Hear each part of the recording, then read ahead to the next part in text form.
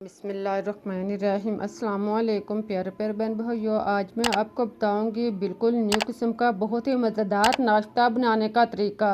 उम्मीद है कि आप लोगों को रेसिपी पसंद आएगी। अगर अच्छी लगे तो इसे लाइक और सब्सक्राइब करना मत भूलिएगा। तो इसके लिए आप 1 कप गर्म पानी लें, इसको आप बाउल में डाल लें। फिर आप आधा चम्मच कुटी हुई लाल मिर्च डालें, नमक टेस्ट के मुताबिक डालें, ज़ीरा आधा चम्मच पिसा हुआ डालें, खुश्क धनिया 1 चम्मच डालें, अजवाइन आधा चम्मच डालें और हल्दी 1/4 चम्मच डालने के बाद अब आप इसमें चाट मसाला शामिल कर लें। फिर आप इसमें आधा कप मैदा शामिल कर लें। मैदे को आप छान कर साफ कर लें और इन सब चीज़ों को आप अच्छी तरह मिक्स कर लें। सारी चीज़ों को आप पानी के अंदर खूब अच्छी तरह मिक्स करें और फिर आप इसमें 2 चम्मच बेसन शामिल कर लें। इन सब को डालने के बाद अगर आपको ज़रूरत हो तो आप पानी थोड़ा सा और डाल सकते हैं। इसको आप नॉर्मल सा अमेज़ा बना लें। तैयार करने के बाद अब आप इसमें 2 चम्मच गाजर क्रश डाल लें और 2 चम्मच क्रश शिमला मिर्च डाल लें। फिर आप इसमें एक स्मॉल साइज़ का प्याज शामिल कर लें।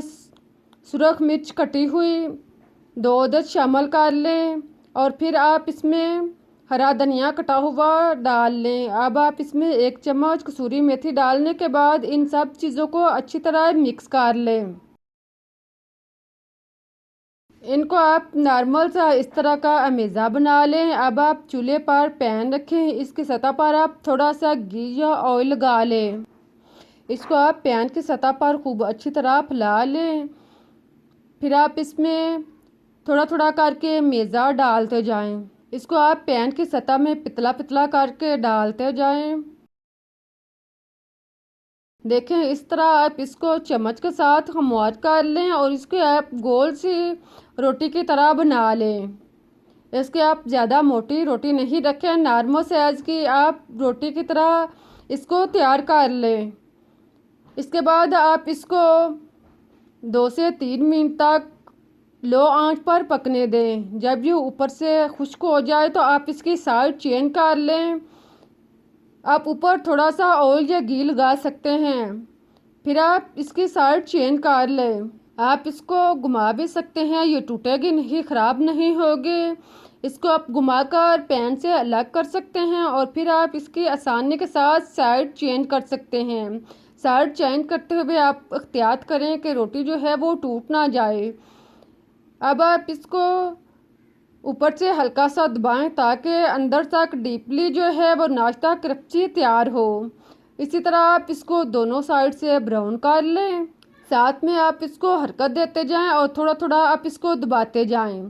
1-2 दफ़ा आप इसकी साइड चेंज करें और दोनों साइड से ब्राउन करने के बाद इसको निकाल लें।